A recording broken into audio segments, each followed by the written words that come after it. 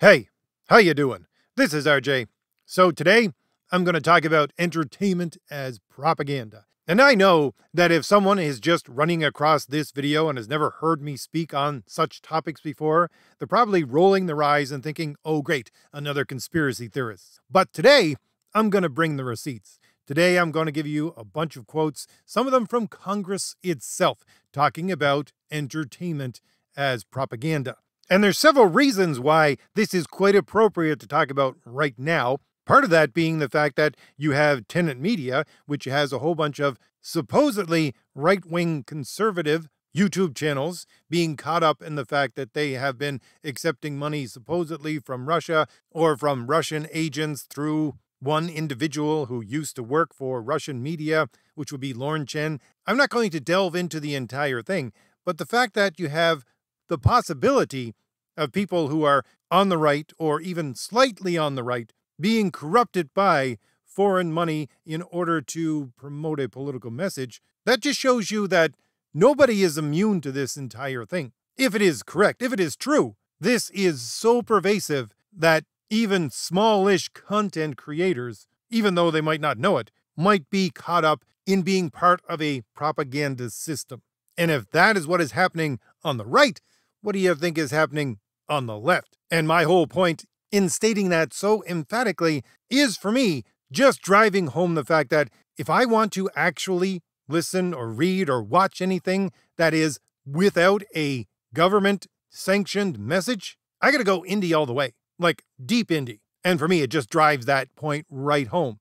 And speaking of such, of course, great segue into the fact that I have 3 graphic novels. Links for those are in the description and the pinned comment. If you like traditional American comics based upon the ideas of a traditional virtuous hero, if you like spectacular art and a story that is focused not on a message, but on giving the audience what they need, telling a good story, then you might want to click on one of those links in the description or the pinned comment and go on over and take a look at some of my graphic novels. Oh, and by the way, you're looking at some of the beautiful art for those graphic novels in the background, and I will, at the end of this video, be playing a short trailer for one of my graphic novels to give the audience here some idea of what my graphic novels are actually like, instead of me droning on about them. All right, so back to our topic, because there's a lot to get in here, and I am going to be quoting a lot from, well, most specifically, a document from Congress. But after I break those things down, I want to give you my 2 cents on all this at the end. So first off, a shout out to a guy named John F. Trent. It was his article, which I'm going to be showing a bit of in the background, that brought this entire thing to my attention and brought me down this rabbit hole that I'm going to bring you down now. So what I was doing for this week's video is I was looking up Dustborn, because if you don't know, Dustborn is a video game which is just bar none the wokest thing you have ever seen in your life. Quite literally. It was created to be as such. It has robots talking about non-binary issues. It has gameplay, which is focused on ideas like canceling people that give you the wrong message. All these kinds of things. It's just straight up far leftist ideology within a game form. So I was going to do a video on that and the fact that it was funded to the tune of $1.4 million by the Norwegian Film Institute, as well as 150,000 euros from a grant by Creative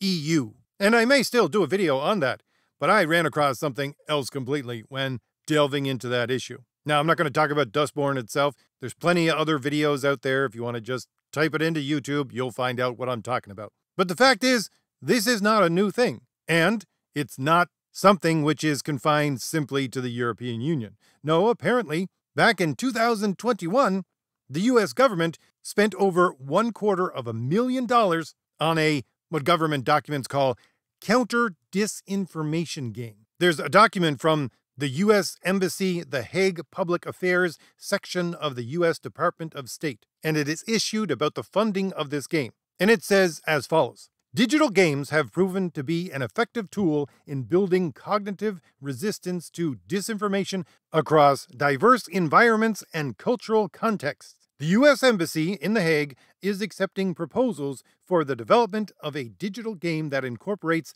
active inoculation theory. And oh boy, we're going to get into active inoculation theory in a few minutes. But it continues. along with other digital media literacy education methods in a fun, interactive experience targeting global internet users age 15 and up. Primary gameplay should simulate the experience of engaging in common disinformation and propaganda activities while educating the user on digital literacy applicable in the real world. Now, the existence of this game, which, by the way, was produced in several different iterations. I think the main or first iteration was a game called Cat Park, but that's not really the important part of the entire thing. The important part is that this funding for this game prompted a number of Republican senators in the U.S. Congress to issue a letter to the Secretary of State regarding this game and other issues related to a government body called the Global Engagement Center. Now, I'm going to quote extensively from this letter right now. I'm also going to put it up in the background so you can read it as well. This letter was issued on May the 1st, 2023, and says the following. Last year, after the State Department's Inspector General issued a detailed report chronicling inappropriate actions by the Global Engagement Center, the GEC, members of the House Foreign Affairs Committee determined it was appropriate to delay reauthorizing the GEC until issues related to internal staffing, organizational structure, and policy priorities were resolved. Since that time, however,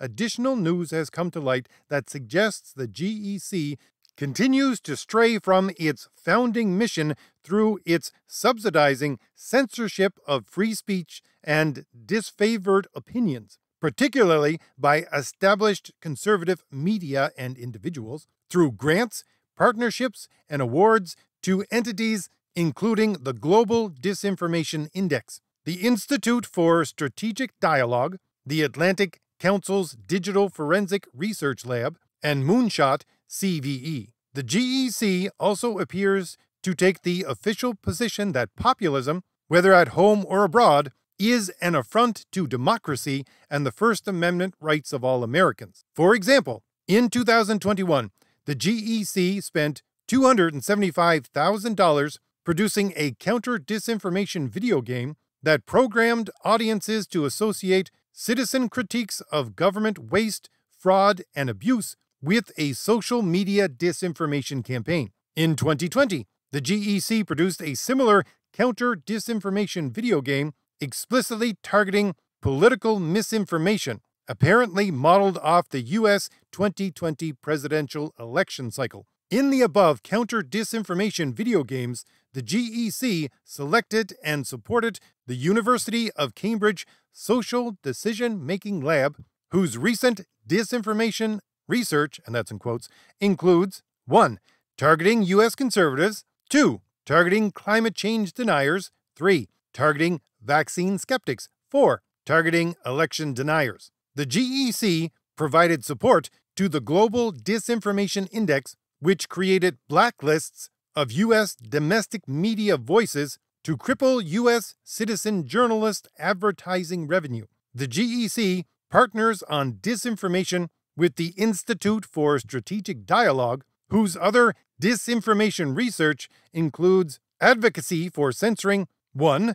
Climate misinformation, 2. COVID misinformation, anti-vaccine misinformation, and anti-lockdown activity, and 3.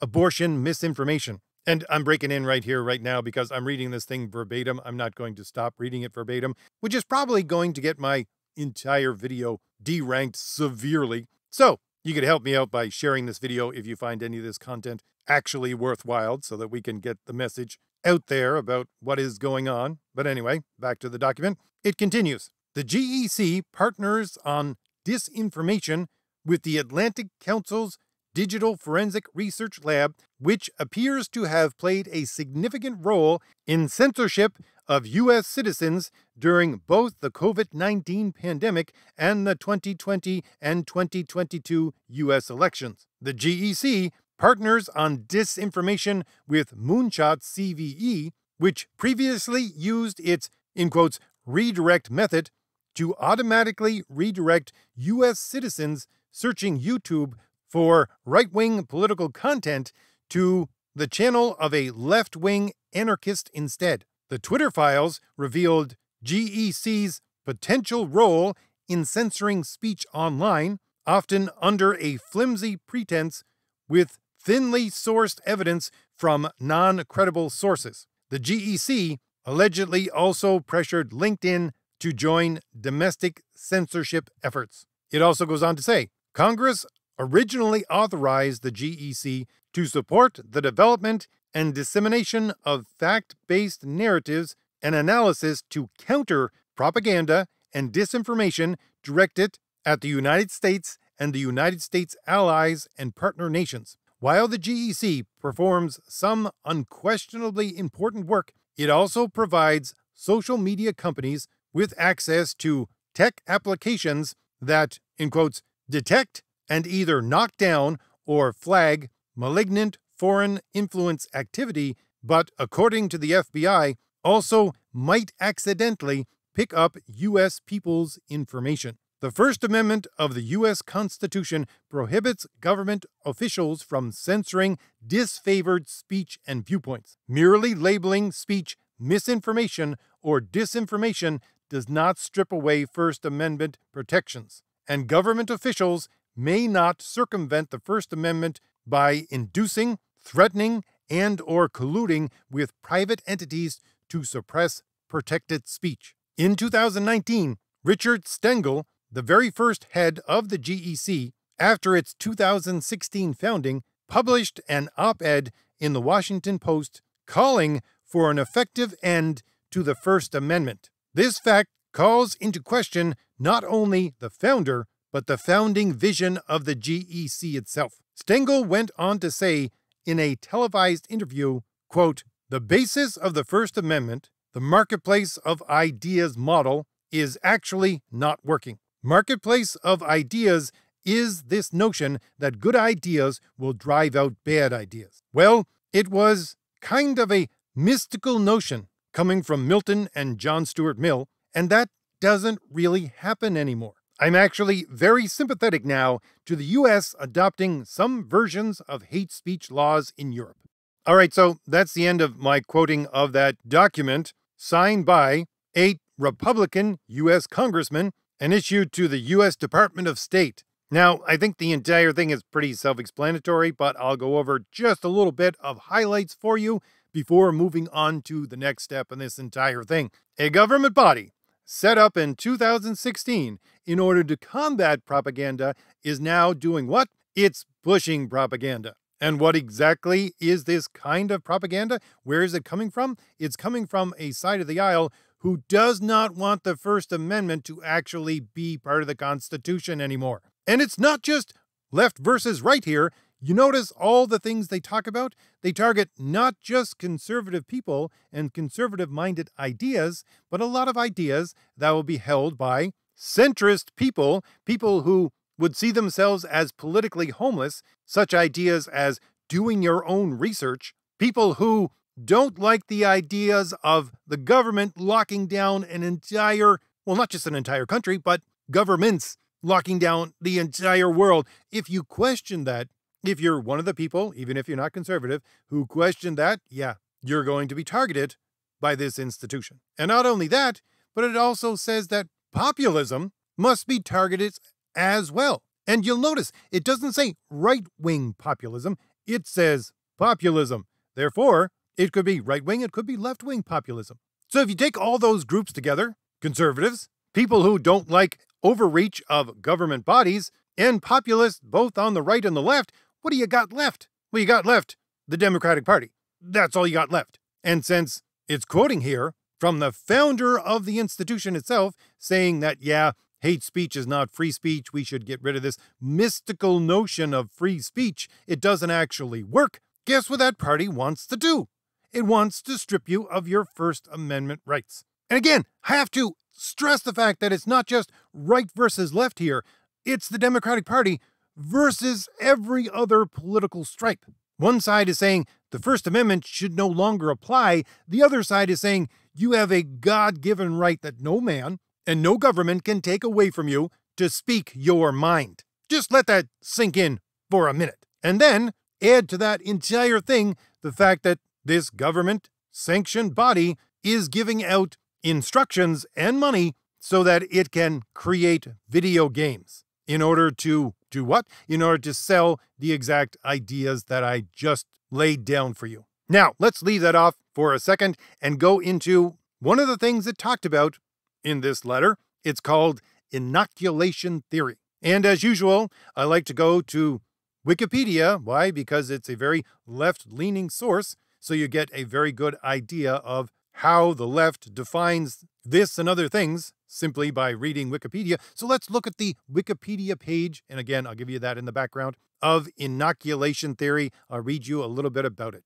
And again, remember, I'm reading you this stuff about inoculation theory because it specifically mentions inoculation theory within this letter, stating that the partners of this government institution adhere to ideas of inoculation theory. Wikipedia says, inoculation theory is a social, psychological, communication theory that explains how an attitude or belief can be made resistant to persuasion or influence, in analogy to how a body gains resistance to disease. The theory uses medical inoculation as its explanatory analogy, but instead of applying it to disease, it is used to discuss attitudes. It has applicability to public campaigns targeting misinformation and fake news. The theory was developed by social psychologist William J. McGuire in 1961 to explain how attitudes and beliefs change,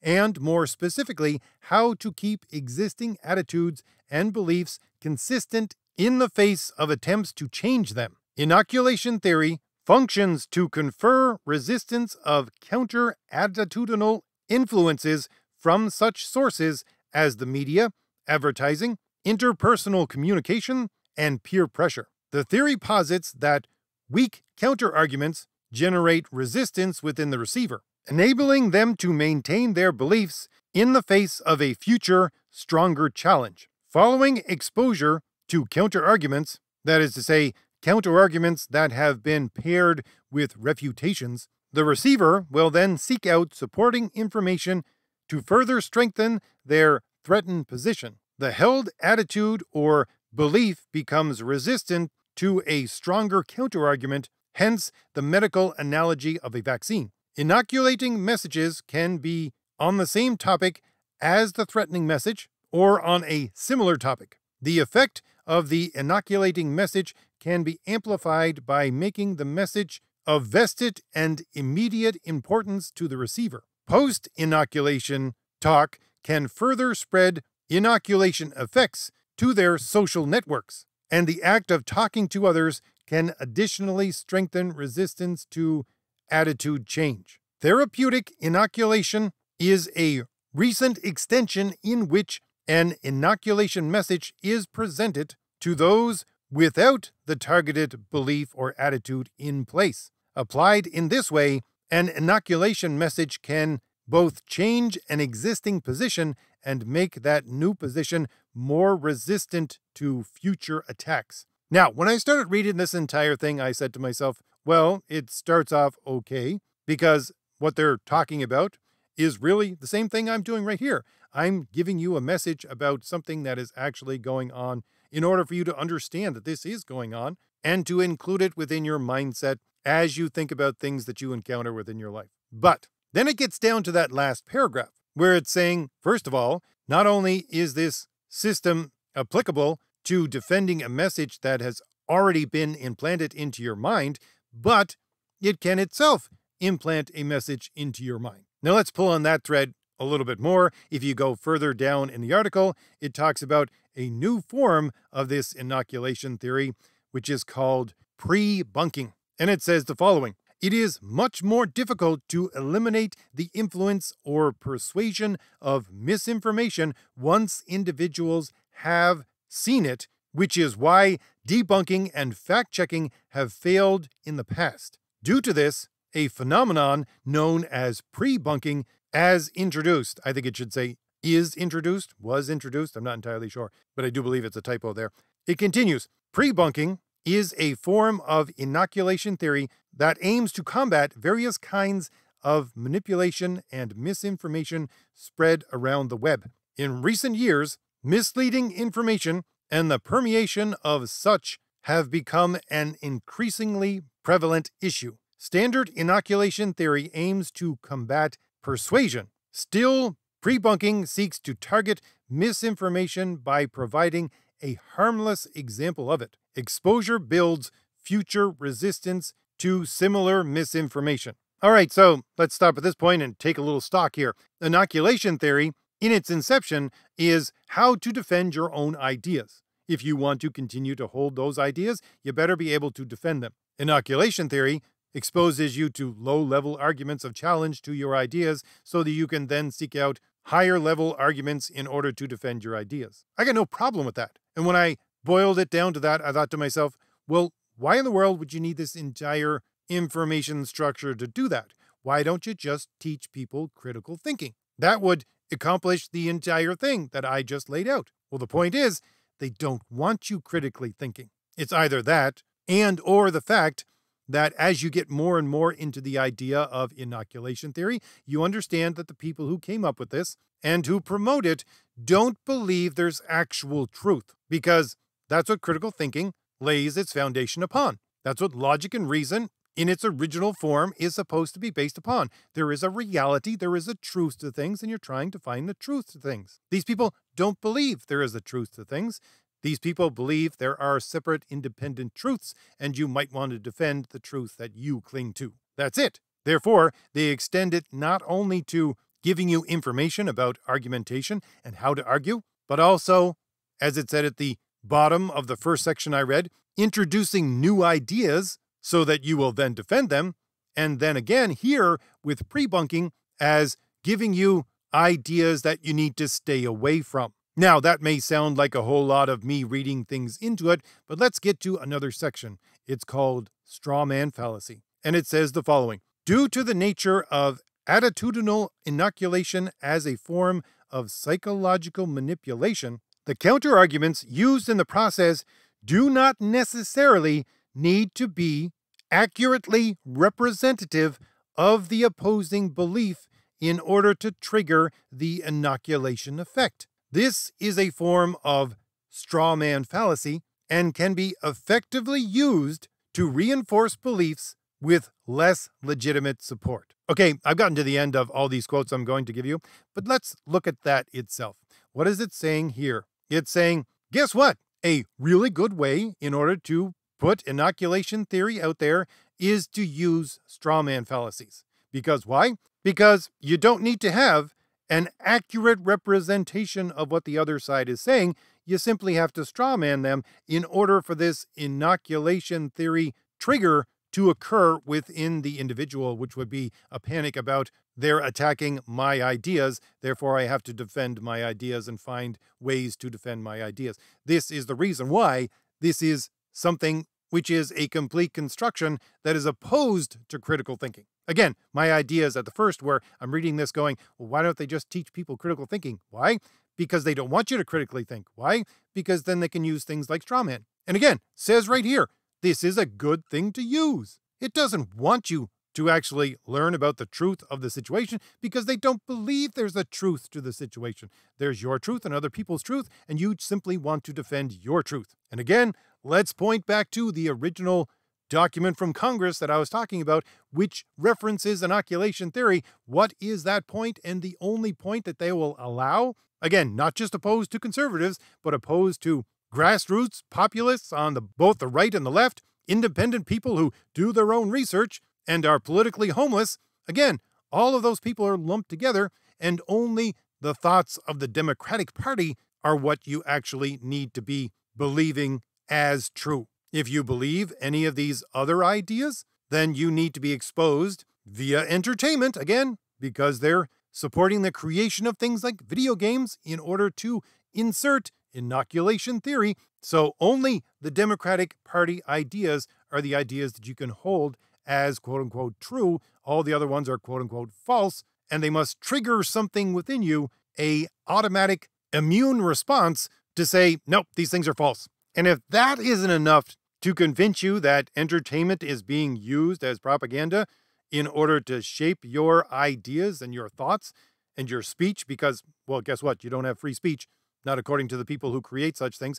Let's delve a little bit into some of the stuff I've covered on my channel. Stuff about not just comic books, but also movies in particular. Let's apply this government mindset, which has existed at the very least since 2016, and apply it to some of the things that I've covered. What comes to my mind, again, is the, I think, 2014 interview with the then second-in-command at Marvel Comics, who talked about, as she was being interviewed by Fast Company, how comics should be used in a psychological way in order to, as she says, push positive ideas. And again, positive, as she defines within the interview, is quote-unquote progressive ideas. Now, that might just be, as you might think, a one-off. How could she be meaning this entire thing? Well, again, let's talk about the connection of this person, who was Sana Amanat, to the people around her.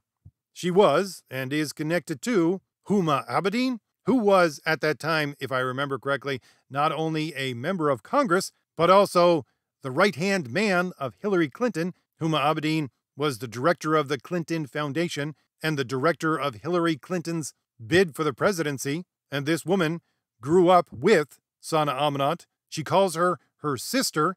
She's her actual cousin, but they grew up in the same household together. So there's that connection there. There's also the connection of Sana Amanat with her brother Omar Amanat, who was once called the most powerful man in Hollywood that you never heard of, who, oh, by the way, got his start as a programmer, then moved on to being the most powerful man in Hollywood you'd never heard of by executive producing many movies that at the very least you've heard of. They would include things like Twilight, The Hurt Locker, Red, and dozens more. Again, I have an entire video on that. This man, by the way, since that time has gone to prison because he was, as one paper put it, a serial swindler. Because why? As far as I can parse through the legalese and the legal documentation of the entire trial of him and other people around him, which were members of his family, they were swindling people out of money, getting them to contribute to his fund, people in Hollywood, by the way. And he was able to do that by using the legitimacy of his connections to the political, again, Huma Abedin, the Clinton Foundation, etc., who would then, it may appear, to have gotten kickbacks from this political/entertainment collaboration. Not to mention the fact that while he was doing all this, he also had connections to the United Nations and the European Union, and again, did an entire video on his connections with United Nations programs meant to influence entertainment. He also put out a treatise, which I still haven't been able to get an original copy of yet, or any copy, actually, talking about how to do the exact thing his sister was talking about, which was use entertainment in a quote-unquote positive way in order to bend people towards one kind of thinking, which again was supported by his entire family because there was a thing at that time called the Amanat Family Trust, who did the exact same thing that all three of these family members were doing, but on an institutional level. Now again, you might want to call me a conspiracy theorist, but let's take all of that. And I really wish I had a copy of his manifesto because I think it would spell the entire thing out. But take all of those coincidences, all revolving around this one family and their connections with the Democratic Party and Hillary Clinton in particular, and you tell me that this idea of inoculation theory, which is being presented here as simply really an arm of the Democratic Party, would have no influence on the production of entertainment that they not only sought to do, but created manifestos around how to do it, which again includes comic books, computer programming, Hollywood movies. And oh, by the way, Omar Amanat also had, I do believe as his best friend, a media mogul. So yeah, let's throw that in there as well. And as we get to the end of this, again, I would like you to be critical thinkers. Use logic and reason to try to figure this out. Put those pieces together yourself and get to the point where you ask yourself, especially after this whole furor going on with Tenet Media, which is supposed to be supporting right-wing media. Again, some of those channels are not right-wing, but anyways, take that entire thing and ask yourself, what kind of entertainment can I actually consume that isn't propaganda, that isn't influenced in one way or another by people trying to insert a message into it? And I don't care if it's from the right or the left. Now, obviously, from what we've gone over, The left is much more insidious and looking to literally control your speech, and I would dare say your thoughts as well on the entire thing. But yeah, where can you find anything, especially within the mainstream or even semi-mainstream, that's not going to be touched by this entire thing? And I'm here to say right now, as someone who has very modest success in publishing graphic novels, I get people contacting me all the time saying, you want to sell my product? I had at least one person contacting me saying, you want to take this large donation? So the question becomes, who can you trust? Well, I'm saying, don't even trust me. What you need to do is trust yourself through having critical thinking skills. Now, I'm not saying I'm untrustworthy. I'm the trustworthiest guy you know. But hey, I'm saying use critical thinking. Apply it. Well, first you have to learn it and then apply it. I would say that the closer and closer you get to indie, the better chance you have of getting something that's not contaminated with the message. But at the very least, the absolute minimum, I'm here to say, especially with this video, number one, no. The idea that people are trying to propagandize you left, right, and center is not a conspiracy theory. Number two, if you want a simple method in order to engage this entire thing, because I'm sure some people are saying to themselves, well, what can I do? Am I supposed to learn about every last thing down to its minutest detail in order to understand all these things to see that I can't be manipulated? No! All you got to do is learn how to think critically. Learn logic and reason. It's a simple matter of learning the systematized way that people think, according to reality, by the way, and you apply that simple system to every last thing you meet within reality, and it works in order for you to try to figure out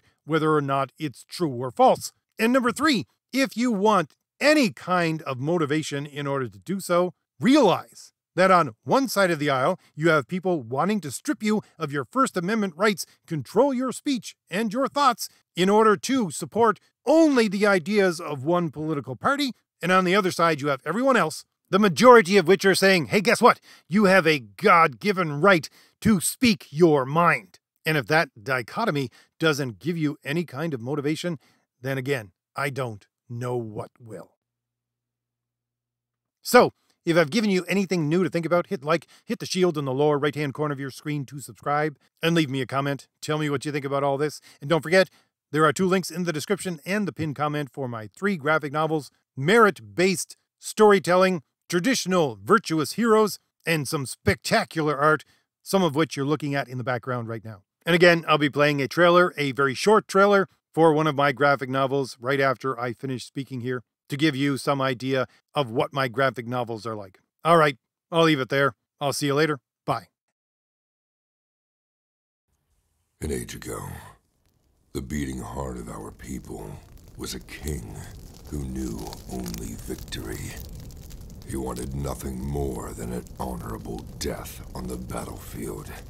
Yet, none could match him, and so he wandered the earth, becoming lost in time and tide. Then we too lost our honest purpose, while silk-clad men sat upon the throne. But tremble now, all cities that lay under the stars, for out of the shadows and mists of the land of promise, our courage has been rekindled. Our heart has returned, and the world will burn.